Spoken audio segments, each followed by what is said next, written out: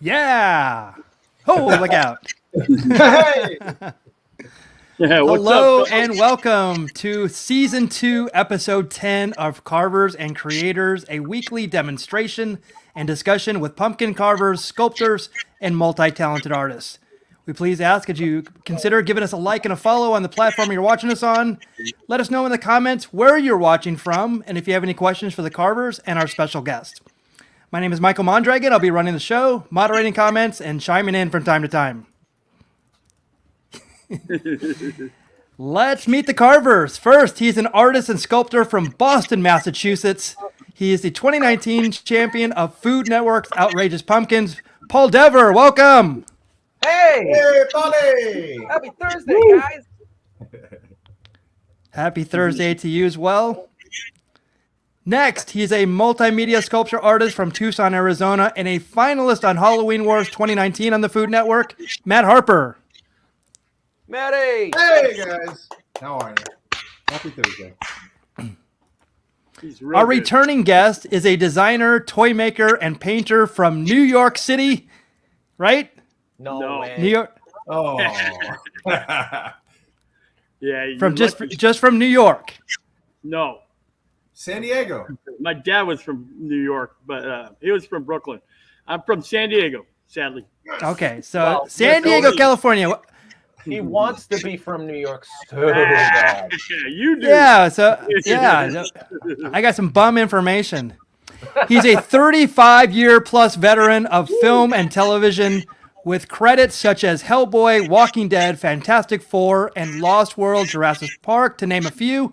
Please welcome back Tim Gore. Thank you. Tim! Hey! Thanks, guys. So awesome. Really proud and privileged to be here. Definitely. Oh, hell yeah. Especially Thank you so much. Recent time since last time. But yeah, what's up? Happy Halloween coming up Here we are. Yeah, we is into October. Here. Awesome. This is the season. So let's look at last week's carvings. Oh yeah. Actually, I'm gonna do something to. I believe I'm gonna set. Ooh, look at that. I love it. Yeah, that's so. Our wheel last week gave us the guest choice and plus perplexed. Jason Hammond decided it should be a witch, and this is Paul's carving. Paul? This is fantastic. I love it. Thank you. I was originally going to go for like a Sanderson Sisters kind of thing, but as it goes, you pick it up again in the morning and, you know, put it away for the night, and all of a sudden you come back and it's like, nah, I'm going to go a different direction. So I love it. The hair makes it too. Because How many hours? Can I ask how many hours in a piece like that? that was 2 hours. Oh, you're sick. That's great. That's probably the fastest one I've done. Wow, that's so And I dynamic. used- I I- didn't know you could do that. I mean, before the obvious internet and stuff, and seeing guys like you, I hadn't, nobody had, I guess. But that's incredibly awesome. Thank you. I appreciate that. Oh, agreement. nah. I'm in agreement with Tim on that one. That's awesome, Paul. It's Thanks. stellar. Thanks, guys. No, that's fantastic. Hey, I Good just stuff. want to do a shout out to my current boss, Todd Tucker. Awesome, awesome artist on his own right. A huge, badass musician, actor, shop owner, artist again. He's been gracious enough to let me. I'm here at his shop working, doing some painting, and he's just been incredibly gracious to let us get a little peek of his Wow. displaying room. And, Cool. and That's these are, Illusion Industries, right? these are some characters from his own movies and stuff that he directs, writes. He does all kinds of stuff. That's Unbelievable. I'll let him speak for himself if you got a minute to say hi to him. Yeah, heck yeah. Let's talk to Todd. Yeah, let's find out what the hell happened to Halloween. Down here. Oh my god! Hey, Hey, there he is. Hop in here, Deborah. Hop in with me. Yeah. Hey guys, how's How are it you? going? nice to Hey, meet Todd you. Tucker. I got to meet you a couple years ago on Halloween Wars. That's right, you did. You were down on the. You were one of the contestants. Wait a minute. I was. That's right. It was filmed in 2018, so you have to shake the cobwebs out. But it's I was on the buttercream beast, so we made that giant rabbit and the hanging zombies and a bunch of other stuff like that. Nice. I remember, man. That was such a blast filming that show, and it just got towards the end too. It just got better and better. Like they really figured out the timing and the pacing, and I'll say this: I've got a lot of emails from people recently about a new Halloween Wars. I bet. And the only thing I can say is, remember when they did Halloween 3? And there was no Michael Myers. That doesn't make sense. Call it something else. Right. Call it Season of the Witch. They have been calling that worked really, really well. And unfortunately, taking pumpkins out of the mix to me was one of the biggest mistakes, because the pumpkins really made that show possible to create the things that you guys created. And the pumpkin carving was probably the most spectacular thing about the entire show. So taking that out of the mix seemed a little weird to me. Pumpkins and Halloween and I agree. We do call it something else, though. We call it now. It's just Cupcake Wars. Yeah, it's holiday cupcake wars. What's Halloween about it anymore? Honestly, exactly. And you know what? Not seeing the staple judges on the show was a huge letdown too, because everybody wants to see you guys. You're the staples on the show. Yeah. It makes it fun. It's the same, the same familiar group. It becomes that tradition that everybody wants to. Here comes Halloween Wars this year. And then you're like, hey, look, everybody's on a separate TV and there's no pumpkin. Yeah. Well, it sucks too, because they did have, the guest celebrities that they had, Elvira, and I mean, just the kids from Stranger Things and all that. It really made it current and made it really cool. And I personally had a blast. I loved being on that show, so I have nothing negative to say. I loved it. Same here. I feel bad for the fans who, unfortunately. I'll just say this: they are streaming seasons 1 through 10 on Discovery Channel right now. That's great. And pay attention to season 9 too. That seems to be the best one there was. Yeah, right. Season 9, yeah. Well, I'll tell you what. I'll be honest with you. Season 9 was the hardest one to judge of all the ones I was on. Because you guys, I remember season 9. We literally. Me and Shinman and the judges were literally, at times, we were almost to a point where we had to flip a coin, because they were all, you guys, and there was 2 other teams that were neck and neck throughout the whole thing. I remember, and it was just like you guys were just beating the crap out of each other, as far as the level, just going higher and higher and better and better. And I think season 9 probably might have been the best season of the entire series, in my opinion. Okay, record this part, Mickey. Put that down on paper, please, somebody. Matt's over the moon I feel really great hearing that. It was what, to me, being on that show and being around such great, talented people, and just kind of the experience of it got me to meet people like Tim Gore and you and Paul and amazing artists. And it's like, I wouldn't trade it for the world.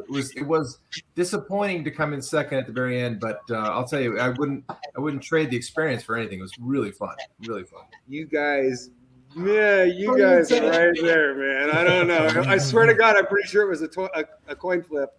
Oh, don't tell him that. He'll never be able to sleep. I'm not sleeping. That's it. Yeah. Can you guys pop up a couple of pumpkins that you've done recently, like Paul, like the one?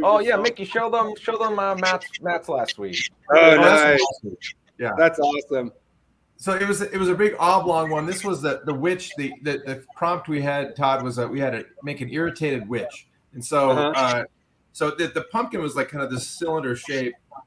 Real lumpy guy, but so I took a donor pumpkin and made a brim out of the, and the toughest part of it all is I had to learn how to light it, because when you have that shadow over it, when you light a pumpkin from the top, it looks really good because you can see the face.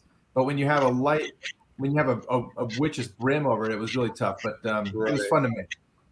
Matt, let me ask you: didn't for a lot of the contestants when they got voted off, I felt really. I don't know if you after we would vote the team off. I don't know if you remember, but Jonathan, myself, and Shinman, when the cameras were off and no longer running, we would go up to the dressing room and we would talk to the team and everything. And it was heartbreaking, man. I mean, people would be crying. It was like really emotional to be on that damn show. And then a lot of times I would feel bad, and I would invite the teams to come to my studio the next day if they wanted to come get a tour. Did you end up coming to the studio? No, I didn't. I think I was just on the outside of that invite. Maybe next time. Now that you and I are so close, I'll certainly come out. But I will say this, and then I'll get out of here because this is Tim's interview. No. I don't know if you remember or not, but it's so funny. People loved that show so much that out of everything I've ever done in my career, it's the one thing that I actually get stopped on the streets and people are like, "Oh, Halloween Wars, that was the greatest thing ever." And I'm like, it really was a great show because you guys made it so good. And I don't know if you remember, but when the judges would leave, I would sit behind and just watch you guys. And I'm sure it made you really nervous. No, you know what's funny, Todd?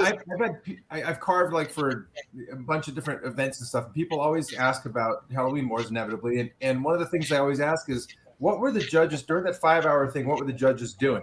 And I'd say, well, some people were, going back to their trailer, but Todd, I even said this a couple of days ago. Todd would sit there and watch us or walk around and watch us, and I said that was, to me, it was great, but it was also, okay, this guy's a real artist with a studio. We got to up our game. We, whatever we do, I don't mind if Shin Min watches me, because I'm not making cupcakes. I don't mind if, Caleb from Stranger Things watches me because he's a great actor. But to me, it was like extra. I don't know. I won't say I was real extra nervous, but I was like, I better bring my A game at this point. That was not my intention, by the way. I literally was in awe of what you guys were doing. Yeah. So I was just walking around going, man, I wish I could do that. Just think if you work for him, how he is. No. Yeah, I can imagine. I'm not a pleasure to work for, I'll promise. He's awesome. I'll say one more thing, too. I don't know if you remember, Matt, but some of the people that I was friends with Sandy Carpenter, John Carpenter's wife, and we did a few things for her. She gave me a call one day, and she goes, "Oh my God, am I watching you on Halloween Wars? Are you the judge on Halloween Wars now?" And I go, "Yeah, why?" And she goes, "That's the only show I care about. It's the only show I watch. I love that damn show." I don't know if you remember, but I brought Sandy down to set. Oh my God! Every season, she would come down to set on the finale and watch the finale live. Right. And she just she was so happy with me when she found out I was on that show. It made a difference in our relationship. I swear to God. Oh my God, how cool is that? And there's so many people, man, that I meet, and it doesn't matter what else I've done. When I tell them about Halloween Wars, they're like, "Woo!" So Todd, I gotta know what. Thank God I got to be on that show, man. That was great. That was great fun. Yeah, and I'll tell you, one of the things that was really cool, and I'm stealing. You and I are just having a conversation they can watch. But sorry, guys, I apologize. No, listen, please. I'm a fan of both of you. So one of the things that was really cool was they would use your props in the kind of the jump scares they were doing with Jonathan, or you'd bring them on set and stuff like that. You'd always like for my next movie or in my next movie. So I got to ask, what are you working on now that you can kind of give us a little sneak peek, or I don't know, just a little hint of what's going on, because I was just fascinated by some of the creatures and stuff you had made and brought on set. Yeah, before I answer, I'll tell you one thing. On season 7, when I started, they were doing skits with Jonathan and stuff, and one of the skits where they were wrapping him in toilet paper to make him look like a mummy. Yeah. And I get my head in my microphone and I goes, "Guys, you're literally making your host a piece of shit." I'm like, please let me help you out, please. And they're like, "What do you mean?" So I went up to the booth. I'm like, "Guys, let me bring puppets and I'll put makeups on myself and do, whatever, just to give you some production value and make it a little bit more fun." And then from that point on, I just started bringing all these makeups and put myself in makeups real fast. I mean, like 15-minute makeups and stuff just for the skits and stuff. But that was right around the time that they really started figuring out, I believe, the pacing and the timing and the music and everything. And man, by season 9, I think season 8, season 9, they just got that show down, man. It was like the timing was perfect. It was just a oiled machine. And then it was great because I got to promote, my movies. I talked a lot about the Terror of Hallows Eve behind me because that was coming out at the time we were on the show and everything. But for my next show, I can't give too much away, but I'll tell you this: it is not a horror movie. It's a comedy, but it is a rock and roll comedy, and I've already got a bunch of 80s rock stars in the movie. Oh, wow. Along with some 80s comedians and 80s. It's an 80s movie, but it's nice. Final Trap meets School of Rock. It does have some creatures. It does have some makeups, and And I've got some celebrities in makeups that you won't recognize until you know who they are. That's fantastic. Oh, that is fascinating. What a teaser. Yeah, that is a good It teaser. is. Teaser. 80s is so in. I mean, I've got 3 teenage daughters who are, they talked at me and then like with longing in their eyes about what was it like in the 80s. Well, it kind of sucked, honey, you know. But at the same time, in retrospect, it was fun. But yeah, it's a hot item right now. That's for sure. I was in a 80s rock band with long hair and goofing off, and I was a studio musician before I moved to LA and started working in films, and literally my career ended overnight. I went from signing autographs at a Guitar Center 1 month to being giggled at and laughed at the following month when Nirvana came in and everything shut down and the whole hairband thing stopped. Like literally, it was disco. It stopped overnight. It was done. Wow. Yeah, right. And then I moved down here and started working, but yeah, right when COVID hit, I said, screw this. And I got my drums back out and put this whole project together, got a bunch of people on board. Sandy and John Carpenter actually have offered to come on as executive producers. Oh my God. Wow. Oh my God. The Thing is my all-time favorite horror movie. I mean, by far, by like a good mile. Oh yeah. So good. It was so funny because I talked to Sandy and I told her about the project and she was like, she loved it. And then she invited me over to her house and she sat me down in front of John in their living room and was like, Todd, tell John all about Captain 80s. And I'd shaken his hand once before, but I'm like, it's like, it's John Carpenter. What do you don't sit there and tell him about Captain 80s, But he was so cool. He sat there for 45 minutes. He's like, what can I do to help? And I go, your wife's already helping. And Sandy's amazing. And he was amazing. So I've got a lot of people on board helping me with this project. It's a feel-good project. And right now I want to make something that's going to make people smile and laugh. There's very needed. Yeah, very needed. Time. So rather than making something scary, I want to make something that's going to make people happy. So that's the next project. That's awesome. And before I leave, the other thing that we do have coming out that isn't fun and loving, it's actually quite scary, is 2 weeks before the shutdown, I got fortunate enough to land creating the new Leatherface for the new Texas Chainsaw Massacre. Whoa. I can't show you, but he's standing in that damn room right over there. But I can't show Tim, grab the camera. Tim, go. No, I can't. But as soon as I can, I'll show you guys all the designs. It looks amazing. The movie's much more action packed. He's a lot more mobile now. He's not a big, he's not like lumbering. Now he can kick some ass. So I think you guys will dig. I think it's coming out probably spring next year, and I think it's coming out by Netflix is somehow in the mix. I'm not sure how, but the new Texas Chainsaw, new Leatherface, that'll be a good one. Oh, right. That's on. amazing. That is phenomenal. You So heard guys, it first. You want to show them just real quick some of this stuff, like just turn this and. Oh yeah, well I'll show you. Here's some. I think Matt, you might have heard me talking on the show a lot about my film, The Terror of Hallows Eve. Yeah. But here's a bunch of the props from The Terror of Hallows Eve. Wow. Oh my God. This guy right here, that's Doug Jones playing my lead characters over there to the right. Holy I actually have licensed music from John Carpenter in the movie. And I've got Juliet Landau, Eric Roberts, a bunch of great stars from the 80s in it. It's on Amazon, DirecTV, and a bunch of other places. It's a great Halloween movie. It's not gory, though. It's kind of like a softer version of It. Okay. Wow. Very 80s, though. It looks like it literally just came off the 80s how cool. Buster truck that got found in the middle of a swamp or something. That is so awesome. So Todd, by saying you want to show us those designs eventually, would you be willing to come on as a guest at a later date? Yes, absolutely. You guys let me know what a good time is. I'm happy to come back. I don't want to take the thunder. I'm gonna get out of here so you guys can talk to Tim. But yeah, at any point in time, when that comes out, probably about around the first of the year. So if you guys want to do something right around the first of the year, I'm happy to Count do on it. it. Huge fans. Right on. Right on. And If you want to follow Illusion Industries, this is where you can do it on Instagram, and then Todd Tucker on Instagram as well. Todd Tucker Official. I got all kinds of silly videos on there, and we're actually we're doing a movie right now for Netflix. We're creating 26 creature characters for this movie. Ooh. And I'm playing 3 of them. So I'm showing on my Instagram a little bit of the progression of me getting. I have arm extensions. There's all these monstery things and everything. So I'm kind of showing a little hints here and there of what we're doing. But the Instagram stuff's got some fun stuff on it. So yeah, you can check it out. Get out there and Right follow, guys. Yeah. Guys, Yes, great to yes. see you. I look forward to talking to you again. I'm going to pass it off to Sir Tim here. But Nice. Thank you, Todd. Great to see you. Thank you so much. All right, guys. Thank you. Man, what a bonus.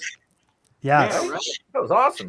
So cool. Yeah. No, I mean, look at this place. Yeah, I was gonna say everything Todd does just has a little extra polish on it. It's just he goes the extra mile, just give it a nice finished product. Everything. Oh my God, yeah. It's just a treat to work here. And now that that he's got you on board, it's just gonna get even better. Like, Sorry. oh, man, Gosh. you're the painting machine. Okay, I'm gonna sneak into his office right now, so be quiet. No, I'm just joking. Can't do Don't grab the leather face. that. All right. Wow. So what we're going to do right now is we're going to let Paul introduce you to the 4th member of Carvers and Creators. Oh, that thing. Yes. It is the hollow wheel, the center spinner. It is going to determine what we're going to be carving tonight. So, Paul, take it away. Hello, everybody. That Paul. was a great treat, I gotta say. Yeah. Todd Tucker, What a- man, and Tim on the same show. Unbelievable. Okay, per usual, if you're new watching the show, hello. If you've been here before, you know the routine, but I will repeat. Tonight we will spin the wheel, and the very first spin is going to be the character of which we have to try to carve into the pumpkin. Our choices tonight are conjoined twins, ghost, clown, zombie, aquatic, a classic monster, guest choice, so get ready, Tim, from outer space, primate, and devil. Our second spin will be sulking, hysterical, suspicious, irritated, drunk, grizzled, perplexed, euphoric, charismatic, or repulsive. That's what we got. Let's Let's do it. Oh, let me loosen up. This thing's, you're going to see this thing just bounce away one day. It's getting so loose. But it means it's breaking in. That's good TV. It is, yeah. And we're carving aquatic. Oh, That's a All good right. one. It's interesting. I have nothing for that. me liking. Sulking aquatic. Most things Whoa. aquatic look sulky, don't they? I'd They be already pissed if kinda I was do, stuck yeah. underwater. Wow. Sulking. Sulking aquatic. And by the way, Matt, just for the record, last week was perplexed witch. Oh, what did I say? Irritated? Okay, perplexed. That's I what have she to was. literally go back and watch the replay and like scrub to the part where I'm picking. I gotta write it down next time. I think I forgot Yeah, I've been one. saying that for a year and a half and I haven't done it yet. I know. So this one's sulking aquatic. Sulking. Sulking Oh aquatic. my God. I Christ. don't even know where to start. I know where to end. Yeah, at the end. Sulking aquatic. Hmm. Yikes, guys! If you're carving along, oh, give me some, give me your ideas. Give me some hope. Send them our way for God's sake. Oh my god! Octopus, I was thinking octopus, kraken, or something. a kraken, huh? I don't Kraken, whatever. know. It's All right. So if you're going to carve with us, we're going to give you 5 minutes to grab your tools, grab whatever you're going to carve. We're going to take about 5 minutes, and what we're going to do is we're going to we actually. So Tim, what we usually like to do is I know that you're not going to be participating tonight, but we're going to go. We like to have carving oil, and it's what we're drinking tonight. So I'm going to start with Paul and see what he's drinking tonight. Well, kids, 'tis the season, and I am going with the local brew, the Shipyard Pumpkinhead. It's 4.5% alcohol by volume, 12 FLOZ, and it's just what it says. It's a pumpkin beer, and it's a staple around here. I'm sure you guys have them out there too, right, Mick? Oh yeah, love it. Yeah, the Shipyard Pumpkinhead. Good beer, very good beer. Love it. Nice. All right, what Love can I it. do? Matt, what do you got? Well, I'm having a Coca-Cola Zero. Yeah. And then pouring it into something where there's zero chance that's all it is.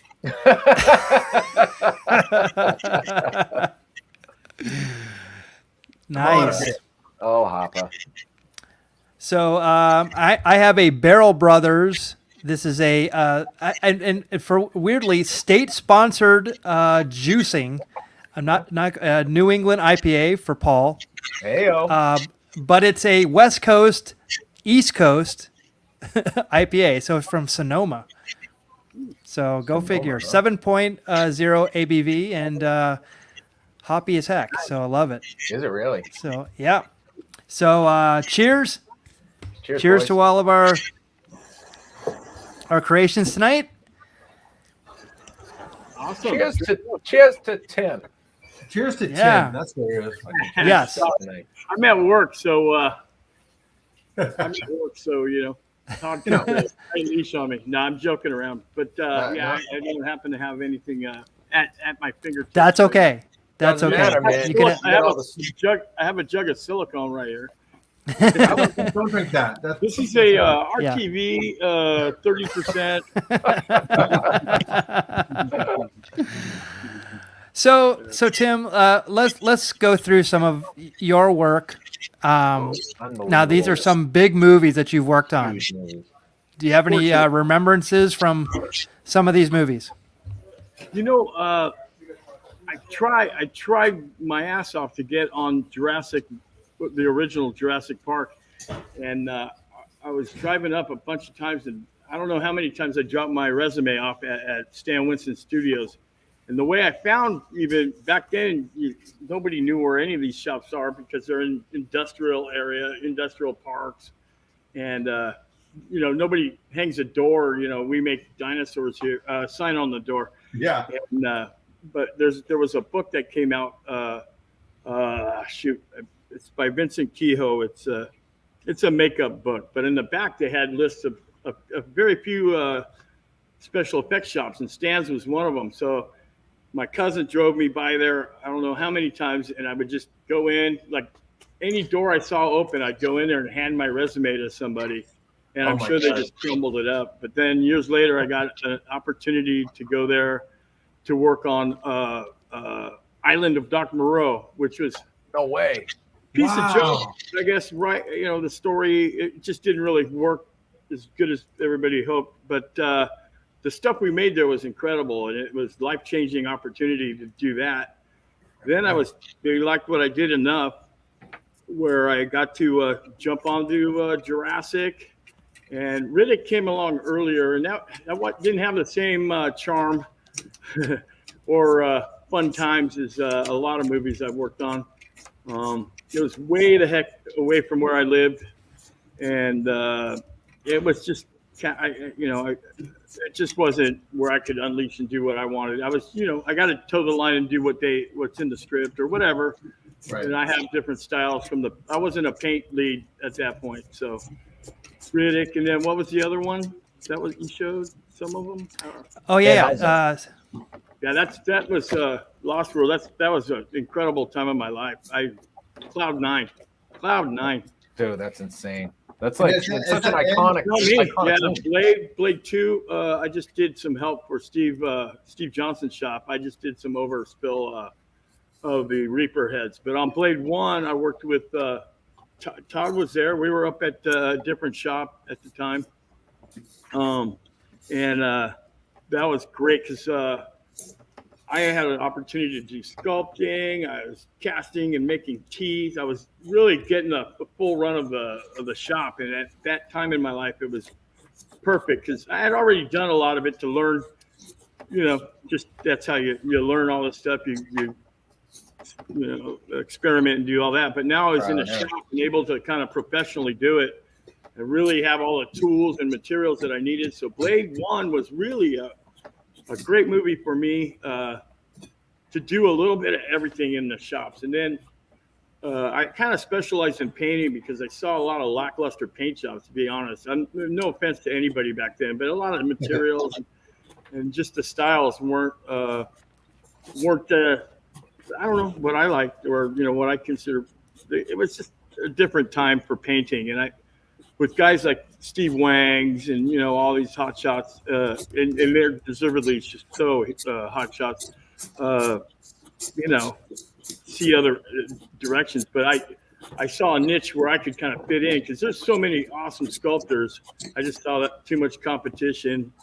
And so I went into painting and, yeah, like X-Men, I was just at Spectral. I spent 14 years, about 13, 14 years at Spectral Motion, which I'm, again, once in a lifetime opportunity. Yeah. Yeah, learned a lot. Worked with the top dogs in the business, which I am here too. I've had a blessed life, you know.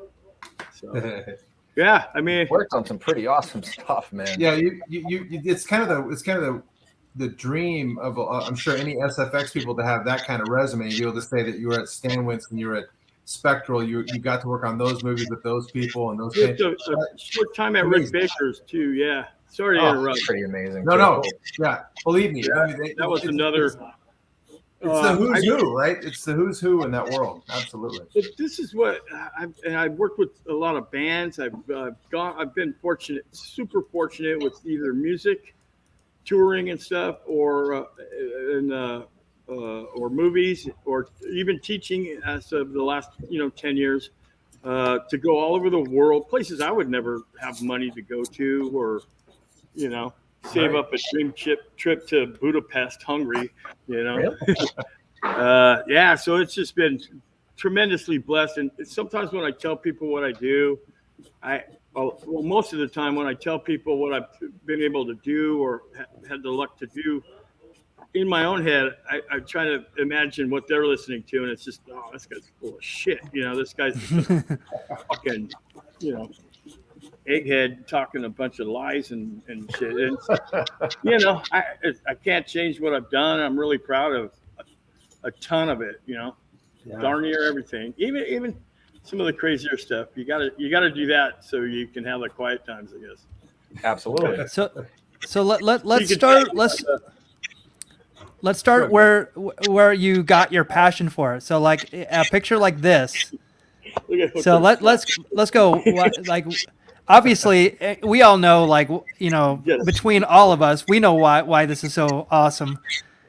But like, where did was there a field for this back when you were doing this, or did you just create your job? It was a fantasy that I would ever have an opportunity to work in this business. This is a very early '80s, and this is about when Matt Rose and Steve Wang were kind of the new bigwigs come on, but they were still they were just ahead of me with Todd. Todd was right there with them up in San Jose area, actually. And this was just for a dentist that somehow got a hold of me, a doctor or dentist, and he goes, I'm going to go all out on Halloween. I think he paid me $500 for that. But in the 80s, and that's a lot. That's a lot. Kid working in my garage, I think I probably spent half of that on all the yak hair that I glued on this stupid thing. But it was cool. I got to sculpt a multi-piece werewolf and make gloves and all that stuff. Right. What's just as cool as that is your hat in that photo. Ah, yes, my boy, insanely good hat. Yes, that's back. I thought that was Ad Rock actually. In that photo. I love Ad Rock. Yeah, I love him still. Yeah, that sucks. Adam's gone. But. Yeah. But yeah, speaking of music, because we talked about this last time you were on, you got to make things for bands, and then I think as a fan, you get to go on and hang out with these guys. Is that name drop a few bands you've gotten to do that for? I did some stuff for Stone Temple Pilots' first tour, which wasn't the greatest time. It didn't work out so good. I made some crazy stuff for the band, but it was their first album, Plush album. Some stage props. Skinny Puppy was, probably the biggest amount of stuff I did, and I really, thanks to Ogre, the singer, and Kevin Key, and those guys were just on a whole different mind level that opened my eyes up to a bunch of crazy not thoughts, but design possibilities, or let's go this direction. It was out of the norm of ghoulie monsters and stuff. So it was like what do you call it, like biomechanical and stuff. Right. Then you mix their whole vision, or their whole point of the band, animal rights and stuff. That was crazy. Then I tried working with Glenn Danzig, and that was just kind of didn't go too far. I know Norm. I wish Norm was here because he could attest to some of the difficulties. Although I'm a huge fan of Glenn Danzig, but we just didn't see eye to eye because I don't know if he knew all this. Insert height joke.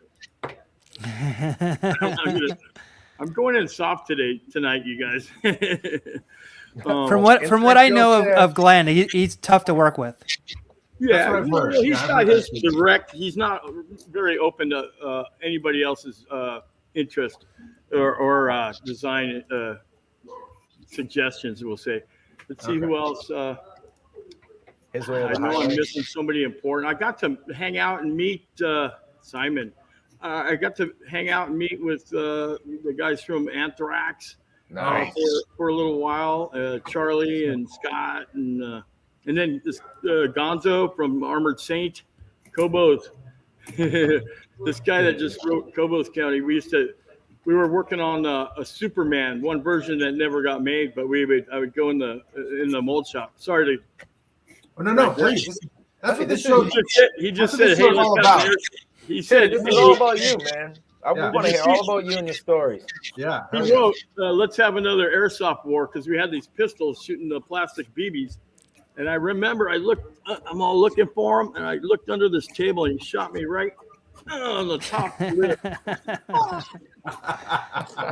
Then my gun broke, so I'm running around. Oh, shit. But, we used to take a PVC tube, and you put a rubber glove finger on the end of it, and you drop hard balls of clay in there. Oh, God. Yeah, put an eye out. Kids, if you're listening, don't do what Tim just don't said. do that. Yeah. Because that would definitely work, and I will definitely be trying that. Oh man, well then it goes on for like weeks because you start, you make them, and then they're laying around, so you do it all week long. But the little balls of clay you made the next day, they're water clay.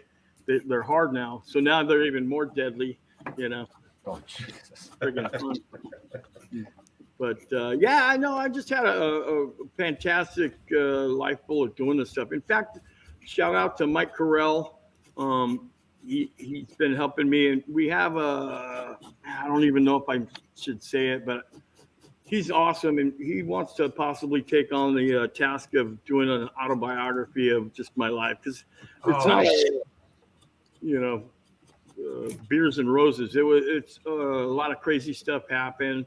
A lot of creepy stuff with me getting stabbed and all that crap. Yeah, and on your birthday. Right. Yeah, on my birthday. So it's one of those. Nobody will believe it's a nonfiction, but it'll be. That's just a huge project. So it's a lot of. I wouldn't even know how to go about it. I guess he's going to interview me and a bunch of my friends and people that know me. But what a tremendous honor to even have him interested in helping me do that. And I don't know that anybody would really want to read it, but I would. I would. Oh yeah. You'll probably get an advanced copy then. No. Hey. We need a signed advance copy, right? That's right. Signed, yes. But awesome. yeah, so since we're right here in my life and stuff, I'm sure a lot of guys watching this, a lot of girls, a lot of my friends and fans of yours and artists seeing what I've recently gone through on the Instagrams and stuff. And I just, my GoFundMe and everything, I want to just again say incredibly humbling, super hard to, strip it down to where you're just basically naked, in the streets, and people can judge me. And mostly, for the most part, well, like 100%, almost 99%, nobody's torn me down because of it, and everybody's beyond awesome and gracious. And I just want to make that a big thank you. And I'm really working on myself and trying to move forward and make use of the new opportunity that's afforded me. And that's it. I don't want to get too crybaby, but No, Tim, here, Tim. I'm super glad to hear you're doing better, and the support that you get. It's a long road to go. A long road to go. You know, a lot of work to do. Money's awesome, and there's a reason I don't thank everybody individually. For one, I could never know everybody, and I would probably send anything I've gotten back to each person. Go, oh no, I don't. You know, it's tough to accept help. So, with the amount of people that reached out to help you, you're a very loved person, which means you're a good person. Don't make me cry because I'll just start bawling. All right, I don't want to make you cry, but the Yankees suck. There we go. That will make me cry right now. So if I'm a little Hootie and the Blowfish on me, if I'm not as I'm just trying to get back to my usual self. So Yep. Well, we get it. We love you, man. We love you here. I love you guys, man. I just cheer up when I talk to you guys. Yeah. Well, we're just such. I mean, again, the community around you. Clearly, they spoke loud when they say how much they love you. But we love your work so much, and and then we get to know you as a person. We're like, holy crap! Not only is this guy insanely talented, but he's insane in the right way. Like he's just you're one of a kind. So we're just huge fans at the same time, but we're just more than stoked to get to know you too. This is fantastic. Well, let me get one more thing in on that whole note is Sean Nagle. I should have put his name first. I drove from Florida. He was moving to Brooklyn, so we had a incredible fun time in this truck driving. Going from laughing to I'll kill you. And, hey, pull over. I gotta take a crap. All the way there. And he instigated and started the GoFundMe, and he was the first one. And then Mike was gracious enough to help out with that, and because I couldn't help myself at that point, as we all know. And Sean Nagle. Another sculptor. I think you guys know who he is. Model kit guy. Mm-hmm. Brooklyn. He's now from Brooklyn again. I guess he was there before. Mm-hmm. But as well. So let me ask you guys something. Like when you, I might have asked you before I was on, but when you approach the pumpkin, it's all takeaway, right? You can't put it back. Right. Yeah. You can put a little bit back. It is all subtractive, but there's a magic thing called super glue, and if you get two flat surfaces, you can carve it and actually have it. But you're right. You have to think through the form a lot before you really get started because it is all subtractive, which is probably different than some people think. Well, I used to one of the other places I worked was Disney Imagineering. Heard of it? For off and on doing different things, mold department, sanding fiberglass for years, not years, but hours. And I was doing foam carving, and that's very similar. Would you consider that very similar? Very similar. Yeah, subtractive. Anything. It's hard to block and work backwards. Yeah. Yeah, but on this, you wouldn't run into the seam problem. Like on hard foam carving, you use more foam or something, but then you have that the seam's a little more rigid than the rest of it.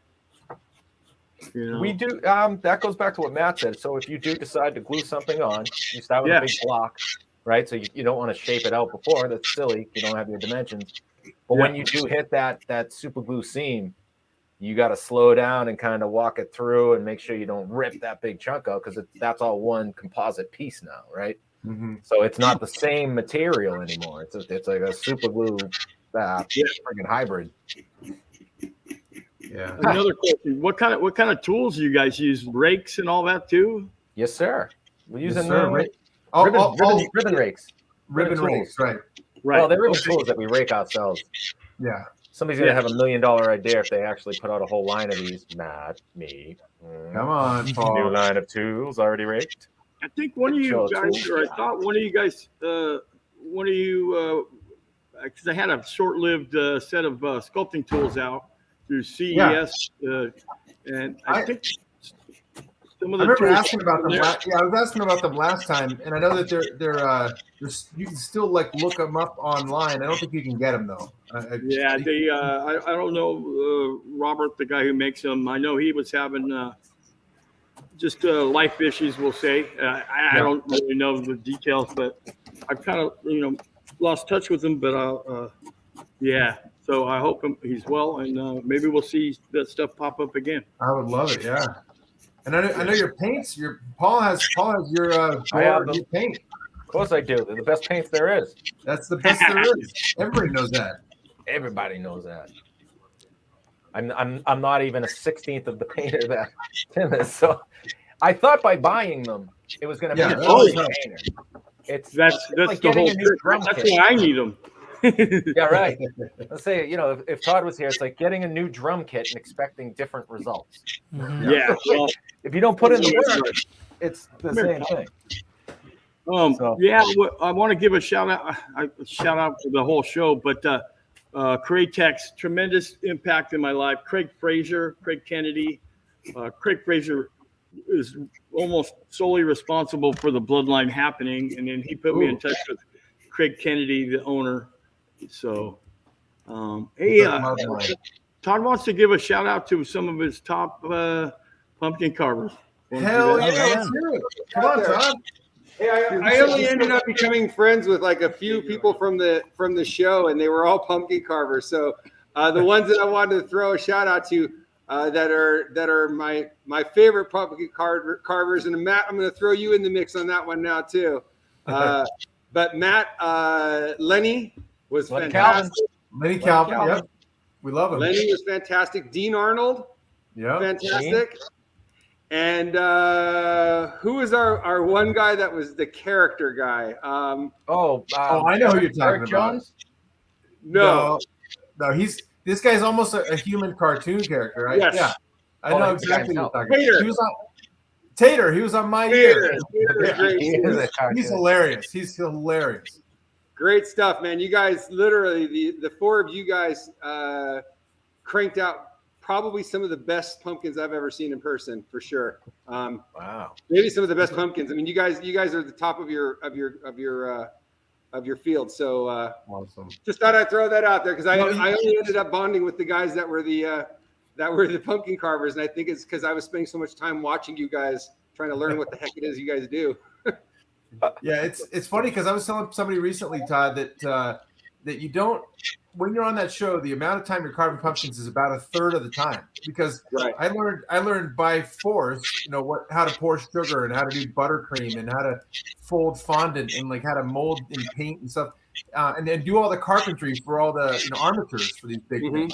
So it was a really cool like trial by fire experience. But the pumpkin part was at the end of the day, it was very slim compared to the amount of hours you put into. I mean, you think about some of these platforms are like 6 feet by 6 feet by 5 feet, and you have to fill it up. You can't goof around. So you got to do a backdrop. You got to do fixtures and and wood and all these other things out of pumpkin or whatever you're making it. So it was, anyway, amazing experience. But yeah, I would have never in a million years wanted to be in you guys' place. That was so tense. I mean, when we would get to that countdown and you guys were just scrambling to get the last minute out, I swear to God, man, I went on that show thinking, yeah, this will just be another fun thing. You just kind of get through it and do your thing.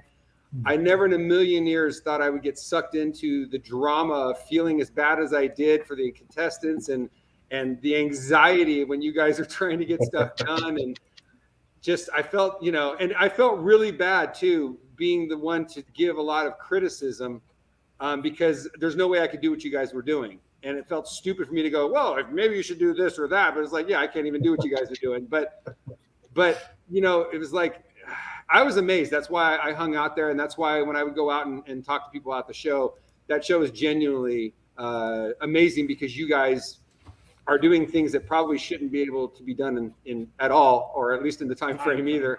Yeah. Yeah. It's a great, talented group of people. Tater was on my year. And the funny thing about, I'll throw a little fun Tater story out. Like when he was on camera, he was in the Tater persona. Mm-hmm. And then you get back to the hotel. He's like knocks on your door. I'm like trying to plan the next day and thinking about things. And he's, "Here, buddy, have a beer." And I was like, "Oh, okay." So that's the off-air Tater. It was great. It was once we were like in that setting. There's no real artists that want to root against each other. We all are just amazed. And I think, Todd, after you would get done judging, we would walk around to those other final pieces and be like, "Oh my God." Right. Oh, and just be in awe of each one of the different ones we saw. Cause it was really, cause we didn't get to see it when you're making it, your head's down, you're just doing your thing. And then when you're done, not only do you want to taste the little treat that they made, which was also kind of fun, but you want to just see, oh, how did you make a fire hydrant out of chocolate that looks exactly like a fire hydrant? How did you make, a spider web pumpkin that, has like, anyway, just insane. Yeah, it was amazing. I still don't know how you guys got some of the things that you did to the level of detail that you got them to, because I was watching all the tools that you were using when you're sculpting, and a lot of the tools that you're using are similar to what we use for clay. Sure. And your techniques are somewhat the same at times, but man, some of the details that you guys got, and then those fast paint jobs that just kicked ass. I mean, you guys made that show what it was. The level of talent was just off the charts, and those displays. I swear to God, I don't know if you know this, but I actually brought one of the displays home here to the studio and had it out on display. It lasted about 14 minutes. Yeah. But yeah, it was really cool. Yeah. Let's hope they bring back Pumpkin Carvers next year and kind of reboot it, because I think they're getting some bad feedback. But it's pumpkins and Halloween are kind of synonymous, right? So we're going to be very purists when it comes to that. Paul and I, that's kind of what we love. So I think I hope they do, because you guys are showing off some artistic ability that I think is and I've been getting all kinds of emails and people from Halloween sites and everything, and everyone's like, why did they take the pumpkin carving away? I understand why they switched out judges. I understand even Jonathan was a great host. I don't know why they switched him out, but I understand certain aspects. But man, the pumpkin carving was such a huge part of the success of that I feel really bad that they. I know they did it because they didn't want to be stuck to the seasonal aspect of shooting. That was a huge part of it. Okay. They wanted to be able to shoot whenever they wanted, because it was always a big deal for us to have to shoot when the pumpkins were available in season. And then the refrigerated, the sets and everything. It was a pretty big undertaking to be able to have the pumpkins there, but well worth it. So you guys killed it, and hopefully they'll get you guys your own special. Yeah. We'll put, we should put together our own show, and we'll pitch it to the networks and. From Todd's mouth to Netflix's ears, we're ready. Now, Todd, I could say this honestly as someone who wasn't on Halloween Wars. I was on Outrageous Pumpkins. The best part of Halloween Wars was watching you judge, because as a sculptor, that was really the only person that, like Matt said, was the only person you'd be nervous about what they would say. So whether you gave a good review or a bad review, it was like, that one had to sting. If you gave a bad review on a sculpt, it was like, ooh, like he knows what he's talking about. Well, I mean, but you got to do. I don't know if you remember, but I would, if I gave a criticism, I would always give an explanation to what the fix it would be, at least in my opinion. Yes. And it was funny because after I did the first season on season 7. They had me give positive responses and negative responses, and then they would edit what they want, and then they would kind of give more of the negative responses. And then I went up to them and I went, guys, clearly you want me to be the Simon Cowell, right? And they're like, yeah, because you know the most about the art. And I meant, I will be as critical as I can, but I also want to make sure that I give positive points so that if they listen to me, then the next time they do it, they will probably win. Can I give you an example of exactly how that worked for me? On the very first one we did, we had a couple of characters that were like in our minds, like had a good expressions and were facing the right way and everything else. But then from your view, you couldn't see, they were more profile or they weren't. But then when you walk up next to them, you can see all the expression and the paint jobs and stuff. And one critique was you got to have the viewer be able to see it and understand it immediately. And without even trying to explain it. You look at it and say, okay, this is happening. I understand it. And that critique, and then turning the faces towards, even if they were slightly off, like from, what our, idea for the diorama should be, was the best advice. And then we won the next 3, I think, because of that advice, honestly. Yes. And I would tell the contestants, I don't know if you remember, Matt, but I would tell the contestants before we started rolling the cameras, I'd be like, guys, I'm the jerk here. I'm going to be the one that's probably going to say the most negative stuff. But if you listen to what I say, I promise you, you're going to be closer to winning, because little things like having a great sculpture, but having it facing the wrong direction so I can't see it, but you spent all this time on this great sculpture, things like that.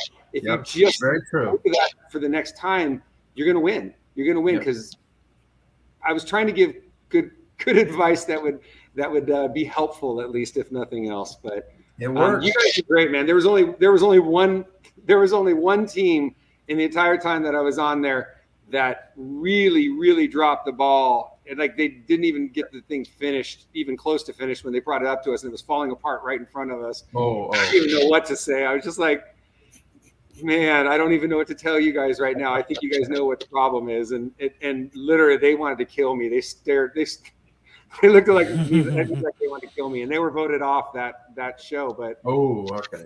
It was there was only one time that I felt like I was really in that jerk off seat. Yeah. But otherwise, you guys were awesome, man. I loved being on that show. I loved watching you guys work, and I really hope that they figure out some way of getting you guys your own show so we can just watch. Like literally, I'm just watching, the bottom right there where Paul's doing his thing, and up there what you got going on, Matt, and just literally just watching this stuff. I'll probably just let Tim finish the interview, and I'll just sit here and watch for a little while. I want to watch for a while. Right? I'd be honored. Hey, what about me? I want to watch too.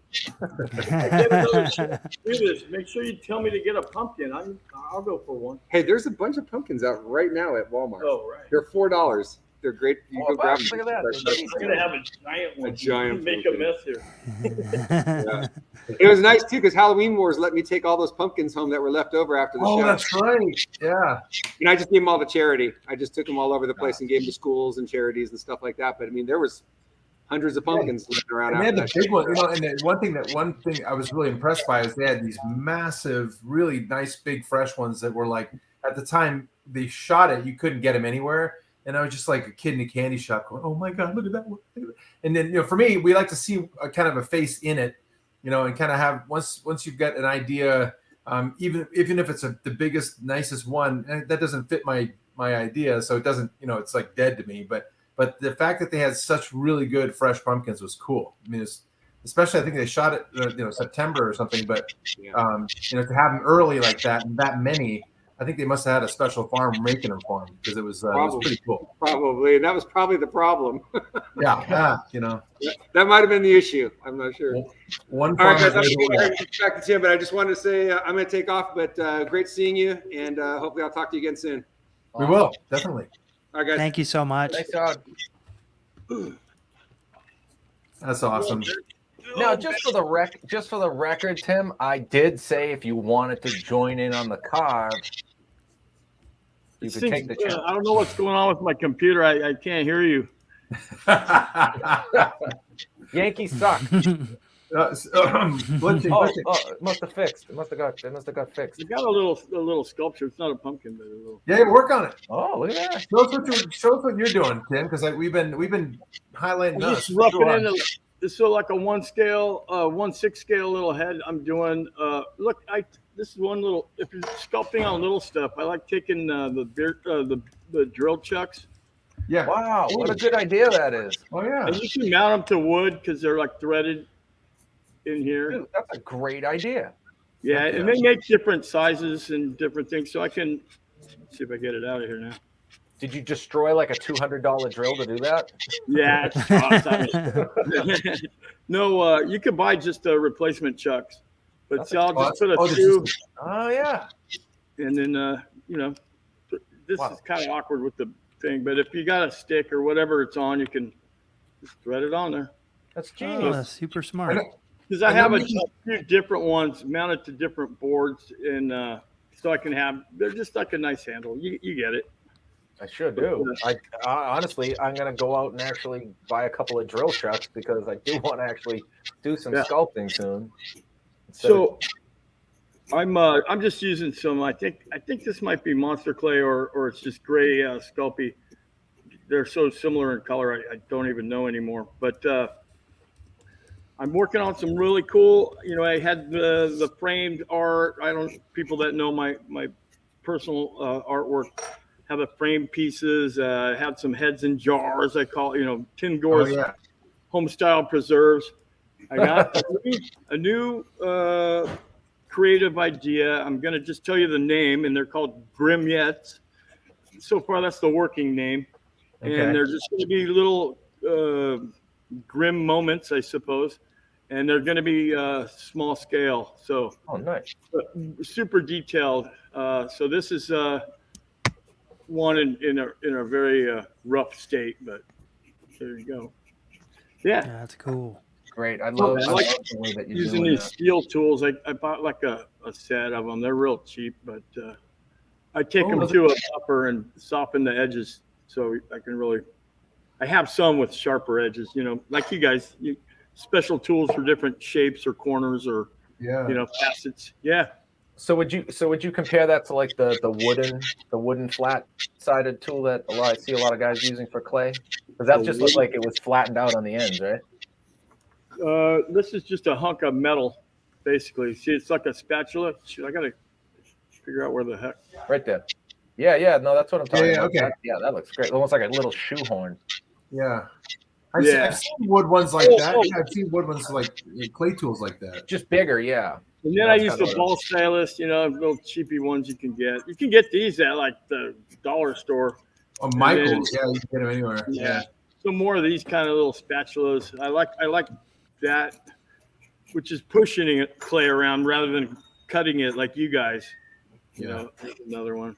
Hey, my buddy is texting me. He wants to make a comment on the show, but he doesn't know how to comment. Is that something you can tell people? So where is he watching? I suppose like your YouTube. If he's watching on YouTube, he should be able to make a comment. But you should be able to make a comment. You can read his comment live on the air. Exactly. Let me see. What are you watching, Mark? Listen he's to actually him. Watching, so you can just ask him. Yeah, you can just ask him. I'm getting a few of those now. Nice. There you go. She gets showing some love to you, buddy. No, I'm getting people asking how to comment. I guess I don't know. So like if they're watching on YouTube, there's a chat function in YouTube. There's one on Facebook, and so every platform has its own chat capability. Just tell them to look for the chat. There's a chat button somewhere on there. Maybe it's just in queue. There's so many people that want to say something, maybe or something. You're a popular guy. Yeah. Mickey, as these things come in, I mean, obviously you got a million pictures to show of Tim's stuff too. So Mickey's our MC in the house, and if those things come up, we'll certainly. Look at you there. Thanks for doing that, Mickey. Yeah, and we'll certainly put them on. So if people are watching, like your friends, keep trying to hit chat, and we certainly want to have those pop up for sure. Cool. Yeah, we'll get it figured out. They'll get it. Tell us about Help. Not only were you working on the movie, you worked in the movie. Yeah. So. Yeah. So that's pretty awesome. That's pretty awesome. Tell us more about that. All through the movie, Guillermo wanted. This is Hellboy 2. I was with the great Spectral Motion Shop, and they were awesome enough to send me to Budapest as part of their team. And Guillermo, all through it, Igor, I want you in the movie. I want to be in the movie, And we had different locations, and I'd have different little areas that I would work at each location, my own little paint area or whatever, like our workroom. And one of them was kind of far. I remember, hey, Guillermo wants you on set right now because our workroom wasn't necessarily at the in front of the camera. So he wants you over here. You're gonna sell hot dogs. You're gonna be the hot dog vendor. I'm like, what? Tell him I'm working. I go, I want to, but I got stuff to do. I can't just run over there, because it was stuff we needed to be shooting soon. And okay, he's gonna be mad. I'm all, he can either, I can do that or I can paint his stuff. What, whatever. When you're on set, you're in a different mood. You're not all jolly. You're usually pissed off about something. When it's all over, you're all thrilled. Oh, that was so fun. But yeah, we did it. Yeah. Friggin' hard work. But in this scene, it kept going on. Damn, I want you to be, you're going to be in the butcher shop. See the butcher's in the background.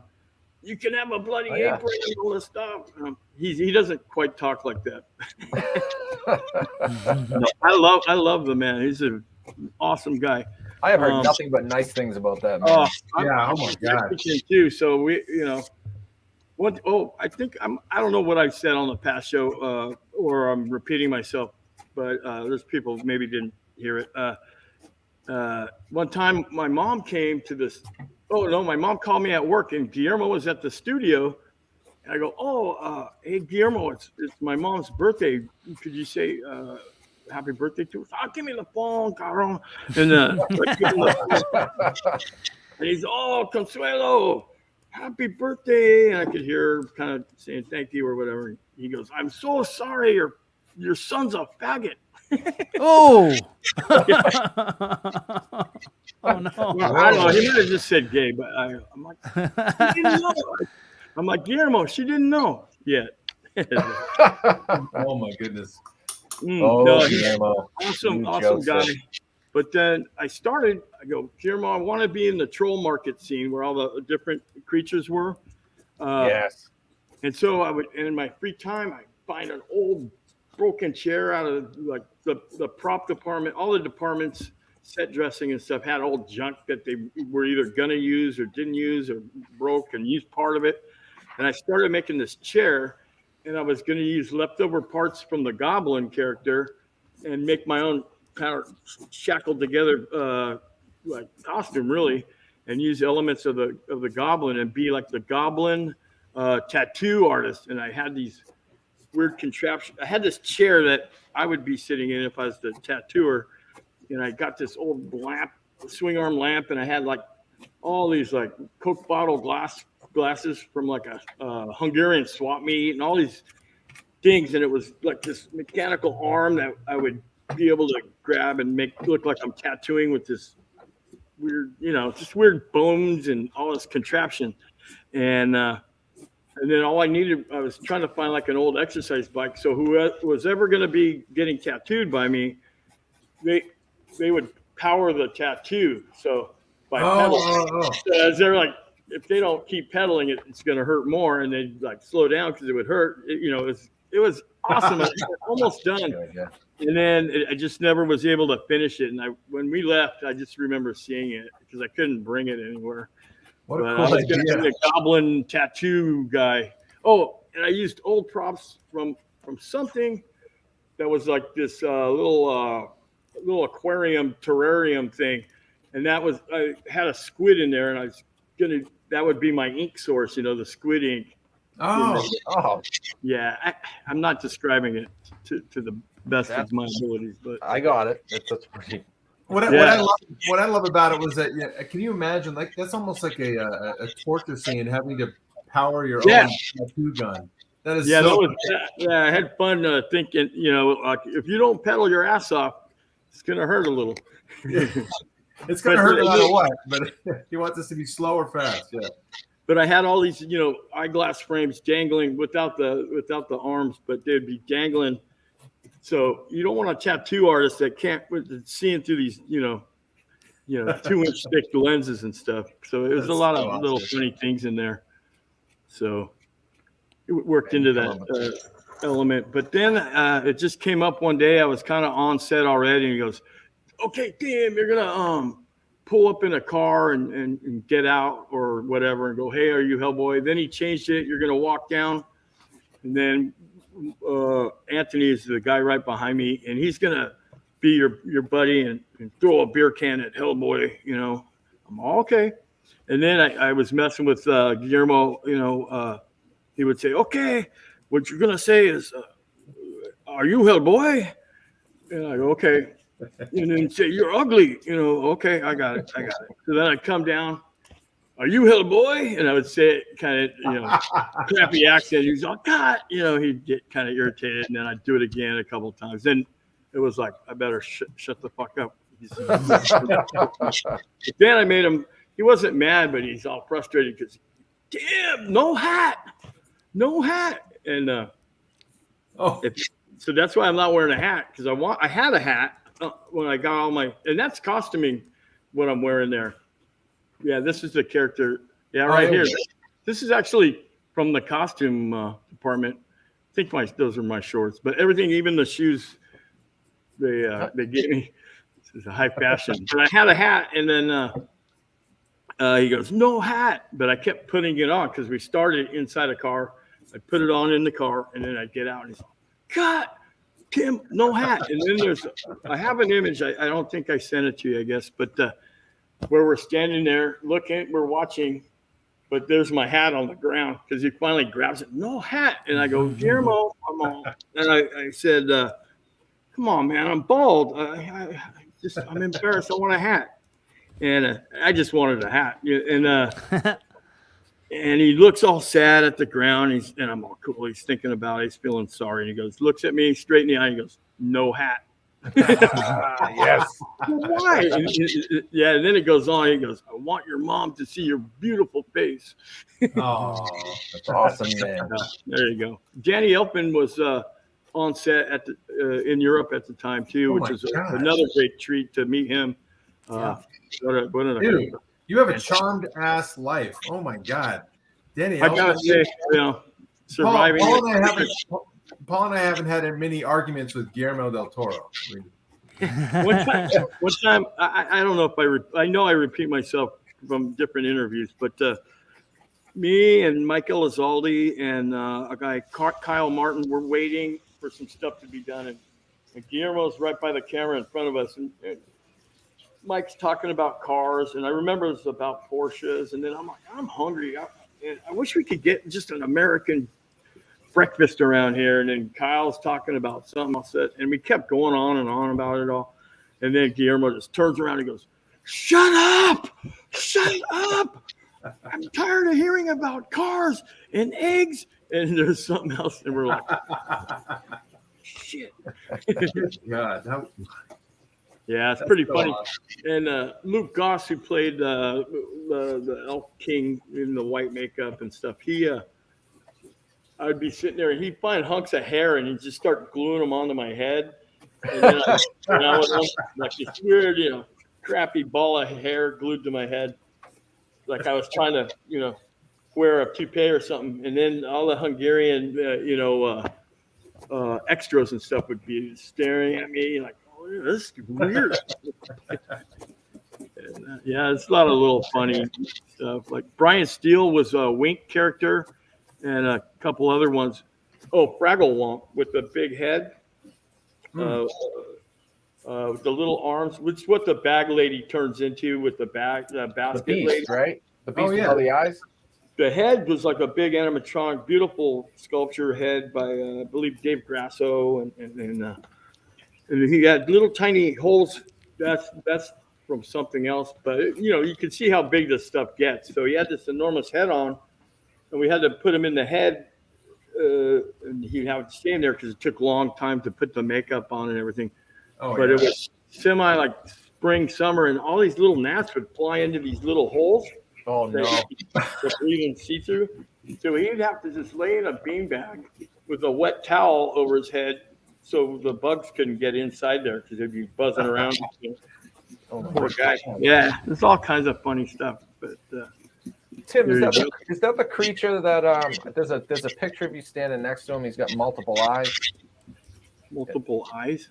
There's another creature from Hellboy that I just adore. And that's Samael. That's from Hellboy 1. Hellboy 1. Yeah, and actually a guy named Russ Lukich I painted like a couple stunt parts for that character. The one I'm standing in front of is actually a display.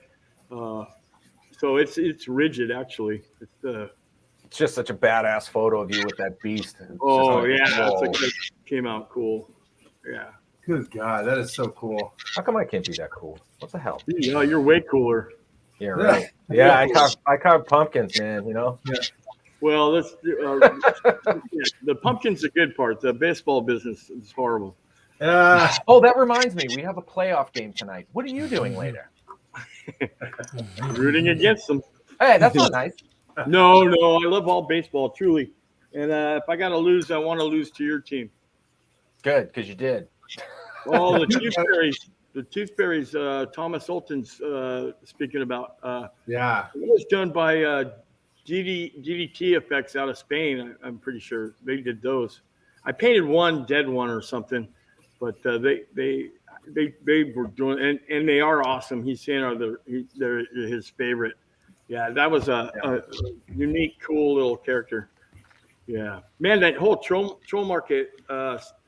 It was built into this man-made cavern that they grew mushrooms in, like edible mushrooms, stores, I guess. And it was defunct, but it was so huge in there, you could drive trucks and stuff. And one day I go there, it's empty. And then like a week later, it was like being equal to like the coolest part of Disneyland or something, like the new Disneyland or something. It was shit everywhere that was just like, whoa, little huts and stuff up on. It was just, well, you guys saw the movie. But in person, it was that fantastic in person. I mean, they have little lights and stuff inside things. It was truly an amazing setup there that they did. Tons of work. But, so when you go to a studio or a set like that, and you're doing paint, like you said, it's not always fun and games. You're kind of getting yelled at, or you're getting when the camera's rolling, money is being spent. So they gotta every minute you got to be doing something, right? Is it when you get a task like that and you have to paint something? Does it like come with you have to have this perfectly done in a very unreasonable amount of time, and it has to be camera ready in 10 minutes kind of thing, or is it they give you a little bit more time than that? Starts out all hunky dory. Okay, guys, and then pretty soon it's like, you're fighting for 10 more seconds. You're I need one more minute. And the first scene that we shoot was one with the goblin, and he's in this the headpiece with the horns, and that's a skull cap, and then there's a sculpted by Matt Rose and Chad Waters, phenomenal. Poor Matt Rose, rest in peace. Fabulous guy. So I put this all makeup on with Nigel Booth, guys. Nigel Booth, another fan. Everybody on the crew was out of this world talented. So me and him are jamming on this makeup, and we had to drive in an SUV up the hill. This is the scene where the giants come out of the ground, and first time we do any makeup. It's the first scene of the movie it's not the first scene in the movie, but it's the first shot of the movie, or first scene shot. So get all this makeup on. He gets into the SUV. Oh no, he's getting into it, and he hits his horn. John Alexander, fabulous actor. And then I was in the front seat already, and then he was getting in with another guy helping him, and he hits his head on the door frame, and he goes, "Oh, does it look okay still?" And I turn around in the SUV, and I'm like, he's got a split in the makeup now all the way because the skull cap like tore the. Oh no! And Guillermo's like, "We're already later than we should," and I'm like, holy shit! This is at about 8 o'clock in the morning, and we started at like 2 a.m. because it was the first real deal time we went through putting the makeup on. And I'm like, we can't go. And the driver starts going. I'm like, we can't. We got to go back to the trailer.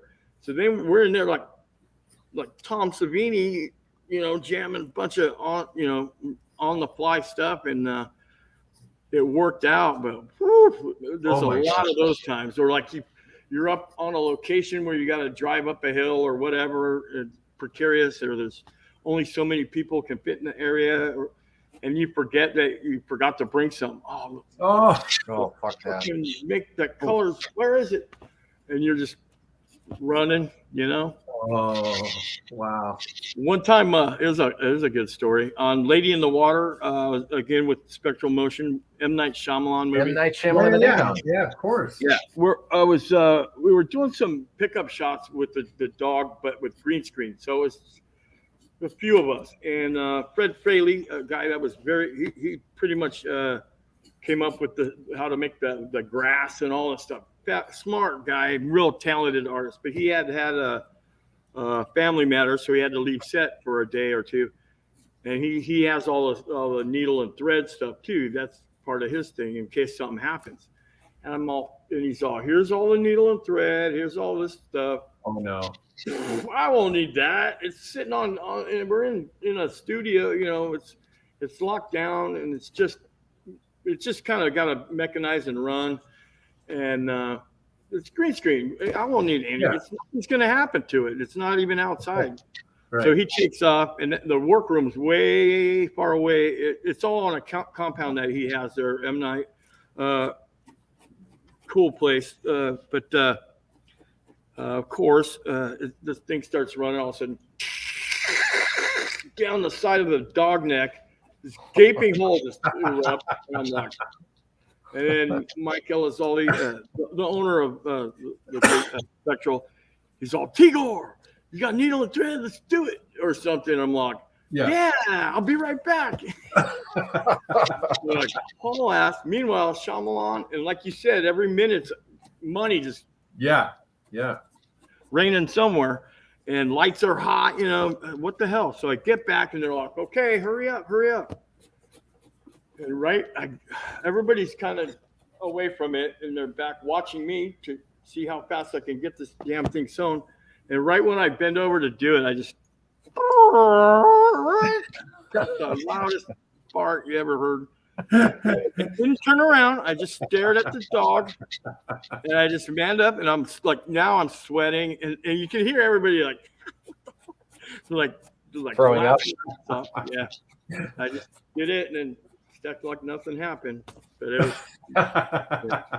it's fun when you do that in front of like people like M. Night Shyamalan and stuff, you know. Was he an interesting? I mean, he seems like an interesting guy. Was he a good guy to super cool, hang out with? Or? Yeah, he's very talented. No, he takes a lot of he films a lot of takes of the same shot. I gotta say that. Oh, okay. Minimum like 20. I mean, which is Trying to at least on that. At least on that he did. And it was just, I was ready to take bets. What do you think? Over or under? You know. Yeah, but very generous. Very like every week we'd have great food during the week, and then on the weekends or on like a Friday we would have some kind of special meal like steak and lobster or whatever people did. Yeah, and he would raffle off cars or trips every each week. Somebody would win hey, you're going to Thailand when this is done here, or you won a car. Yeah, incredibly generous gentleman. Wow. So, we got to get into this, Matt. Yeah, I want to win a car. I do too. I want to go to Thailand. Yeah, I want a car. Yeah, you do. Send you to Thailand to get a car. And Matt would go for the lady boys. Oh no, not anymore. All right. I've learned. I quit that weeks ago. I live in the hard way. Whoa. Yeah, man. Let me see yours, Matt. I can't. Oh yeah. All right, so I went with your idea, Tim, like the Chaluthalu guy. Or yeah. So right now he's pretty rough, but I'm starting to kind of just determine what he's going to be looking like. And I want to make these, really deep and interesting looking. So right now I'm just kind of roughing him out, but eventually he'll be Chaluthalu-ish. Here's speaking of Cthulhu, there's an artist that works with Tweeterhead, and he's a tremendous digital artist and one of those guys. But he sculpted this Cthulhu that I'm in progress of finishing up some paint jobs. So maybe there's some inspiration for you. That is big inspiration. Okay, I need to get a different pumpkin, but You can't really tell the colors in here and stuff. There's tons of colors washed through here, but I'm trying to make a translucent carapace or shell, almost like on a shrimp when you have to peel the shell. But you can see inside it. Yeah. So there you go. And it's in person. It's a little more impressive. But I got some little detail ideas. Like I'm gonna fringe some of this. I shouldn't say this in case he's watching, but I'm gonna fringe some of this edging here with some like a burnt orange kind of color, just accent against the nice turquoises and greens. And do you like working big or small, Tim? I mean, like I've seen you. I gotta say, I love small. You like small? Pumpkin's about as big as I'd ever have if I had my choice, that's about as big as I would go. I like small scale stuff. I'm a big, when I work doing toys, I mean, this is like 1/6 scale GI Joe size models, dioramas. That's how I grew up, and that's where my true passion is. Yeah. Wow. Okay. Yeah, that's all, like Shiflett brother style. It's not any easier because it's small, by the way. Yeah. You end up spending God way too much time on these little guys. God awful amounts of time. Yeah. But, the labor of love. Look at that. And Paul, I love that guy. Creature of the Black Lagoon-ish kind of thing. Yeah, merman style. I'm gonna do the whole shebang. Obviously, we're still blocking in here, but once I get, the right proportions, I guess, for depth and shape, I'll glue on some fins. I'll definitely do all the scaling, and then figure out how. I mean, I want these eyes to be super duper round, and probably I guess I'll have to do the slot, but I'm gonna look at some fish eyes too and see if I can't kind of change it up a little. I'll do all the teeth.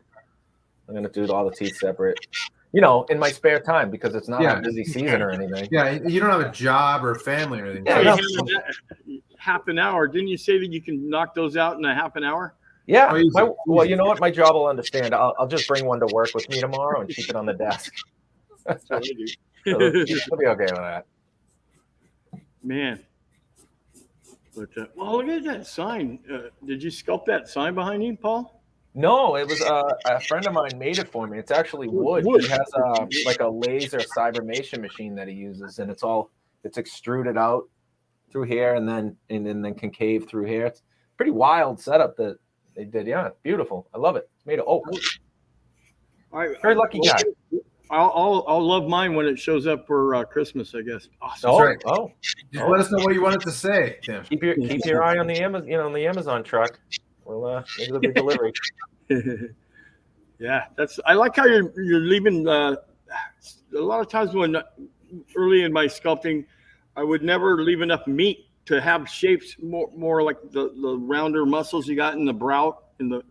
Yeah, well, that's kind of my downfall sometimes too, is because I like the way that looks, because you automatically catch shadow, so you're like, oh, I'm there. But what happens is you forget to pull it away later and kind of soften it, and then I'll go look at pictures later, and it's like, oh my god, it looks like a Neanderthal version of what the it's creature from the Black Lagoon from the Neanderthal days.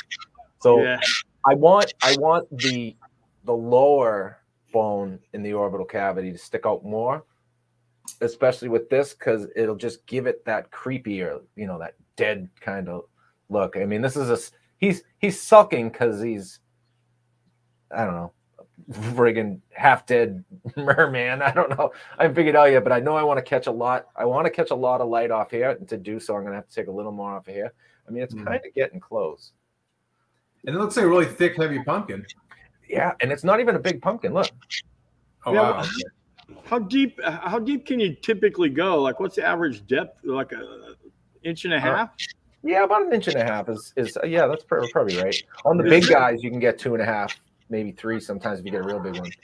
Is there different pumpkins that have more, like some oranges have like thicker rind or something? Is that how pumpkins work too?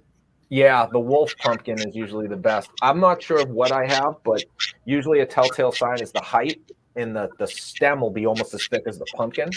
Wow. And I have a couple like that. The farm I get them from wasn't able to identify it, so I think they're hybrids. And but the wolf pumpkin is where it's at. It's in Tim, in all your spare time, when you go looking for one, when you pick it up, when you pick one up, Tim, and it feels heavier than it looks. Like you're lifting all these little air balls up, and you're like, oh, okay, that's a Jacqueline. When you pick one up, and it's like, whoa, it means it's really thicker wall. It's heavy. It's full of water. It's like fresher, and then you get a lot thicker, a lot more room to carve. That's probably what I want to start out with, right? Something where I got a little leeway. Yeah, the thicker the better, and the heavier the better. And if they have a green stem, or they still have like foliage attached to the top, that kind of thing, you're gonna get something really good. Bitchin'. That's good to know. Yeah. So that was an inside joke from Mr. Tom Olson. Shout out to Tom. He is a big pumpkin player in the industry. He so we do an event. I'll be in Chicago next week at an event for the whole week, and one of the great artists, Steven Junko, he's great, but I laugh at him and tease him because we're so used to carving fast on the show that he'll take a couple days to finish a carving. I'm like, if it takes a couple hours, I'm bummed out. So that's the joke there, because I'm always teasing him like, he only got a week, right? You're gonna but he's a phenomenal artist. Just check him out. Look at all that. Yeah, it's one a night. Can you guys give me a break and show all these while I do something real quick? Sure. Okay, I'll be right back. Okay, fellas. You got it. We're waiting. All right, that's awesome. Where'd you pull that one from, Mickey? That was a long fly ball to left field. Nice job, Nick. Yes, and John Davis and I like to dress up the last day. Mickey's a magician, I gotta say. This guy's a magician. I stole it from you, actually. You sent it to Chicago, I believe. For this. But the Night of 1,000 jack-o'-lanterns, that is, October 13th through 17th, 20th through 24th, from 6:30 to 10:30 p.m.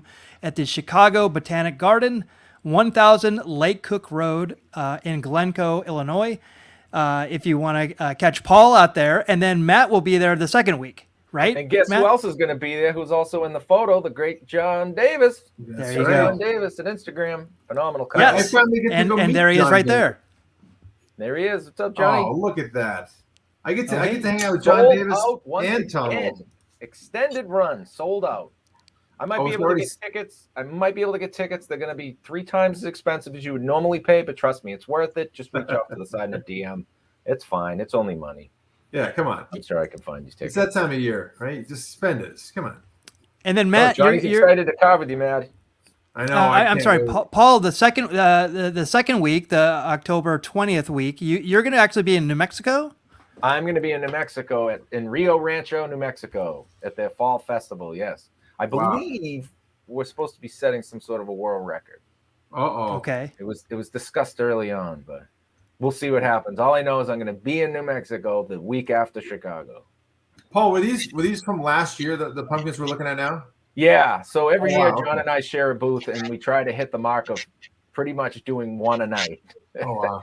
And every table in that photo, I believe, was about to snap in half, because that's like 300 pounds of pumpkin on each table. Oh my God. Yeah, we had some broken stuff, but we have a good time. We usually make a trip out to get a costume on the last night to mess with the kids and just have fun. We have a great time there. It's a great crew of people that go, So I wouldn't trade it for the world. It's super fantastic. And so Tim, I don't know if we didn't give a chance to tell you this. I don't think even on the first show that this is the fastest 90 minutes on the internet. So we're at the end of the show, but I wanted to give a plug to you and your Instagram. Is there anywhere else where we can see your work, or? Not really. That's probably I'm on Facebook somewhere. I don't really partake too much on Facebook. Look at it too much, but Instagram is probably at this moment the best. I'm like I said, I'm going to be coming out real soon with some cool little artwork, personal artworks, and as I can show what I've done, I work on projects, but I don't always have the ability to show you guys what I'm doing because of top secret NDAs, and you know how it goes. And But I wanna do a pumpkin, and maybe I can at least pop in on one of your other shows, and then show Tim, you. you're welcome back any and every time, Always, dude. always welcome back, man. Man, I have a blast. I have a blast talking to you. Every time. It's been such a fun. It's such a little, good, happy accident. I'm a little quieter than usual because it's the end of my day, and I got up extra early today, so I'm a little beat. And some of the chemicals I use, Yeah, they they don't get your head. get so excited anymore. I just get tired. Yeah, well, the good news is you'll get an early night's sleep because there's no baseball to watch. Yeah. So. Oh, did you happen to watch the Dodger game yesterday? The what? Yes, I happened to watch my Cardinals give up a 2-run home run in the 9th inning. That was fun. Sorry, man. Oh, Sorry. I guess I watch every bit of it because it's a short season. I'll watch every game if I could. I do. I watch literally almost every game that there is, and that's no exaggeration. But Tim, if you're actually ever on social media, this is where you can find us. Okay. Give us a like and a follow. We're on Twitter, Facebook, follows. He's a man. Instagram, YouTube, and Twitch. It's all free. That's a free way to support us, right? But yeah, we have a lot of stuff coming up, all ramping up for Halloween. Definitely check us out. Matt, Paul, did you have anything else that you wanted to plug before we get out of here? Yeah, make sure you follow this guy down there. This guy's the man. Thanks, guys. The man. Big things coming from him. Yeah, Yes. absolutely. I appreciate you guys giving me a chance to thank other people too, and thank you guys, man. I'll be a little cheerier next time I see you. I guarantee it. Why, you cheery tonight? Yeah, you're plenty cheery, and believe me, hearing the stories and being able to kind of get a glimpse into the stuff you've done is like mind-boggling. You've met everybody, you worked everywhere. It's like very fortunate, very blessed, like you say. Oh. I truly know it, and man, I'm grateful for it too. And you know what? Hats off. Thanks for bringing on Todd, the great Todd Oh my Tucker, your boss. Like I thought he would be like Illusion Industries. Like Jesus, I don't know if we've had a bigger bonus on the show. I said bonus, not boner. Bonus. Mind out of the gutter. Awesome. No, Awesome. man, it's always a pleasure hanging out with you. We love when you say yes to coming on. It's the greatest thing ever. It really is. I think I always bug you, Matt. That's the what's that behind you on the wall? that's my little tiny friend. He's a Lord of the Rings guy. Yeah, he's a Balrog. Balrog. I couldn't remember. He's big, actually. I'll give you an idea how big, real quick. Matt wears it as a scally cap. Yeah. Oh, that's great. Look at the size of that thing. Holy shit. He's a big boy. But then again, I have 3 daughters, Tim, so I have to have something to just scare off prospective boyfriends. Being 6'6" isn't enough, right? Yeah, that's a good start, Matt. That's a good start. I'm going to work on a special little piece that I can present to you guys, so you can have it in the background, maybe as a gift from me. That'd be cool. Small, dedicated to your show and your awesomeness. All right. I'd be so flattered, dude. Okay. I'm getting goosebumps. Stop. Is that what they're called? Yeah, I think so. It's getting cold in here. Yeah. All right, so check us out next Thursday. We're going to be at the same time. Paul will be on location, right? Live from Chicago with Mr. John Davis. Yeah, and then the next week, Matt will be on location. But check us out next Thursday, 4 p.m. Pacific, 7 p.m. Eastern. Thank you, Tim. We always enjoy having you on, and we look forward to the next time you're on. And we will see you next week. Hang out right there, Tim. Good night, everyone. Take care. You bring on next time.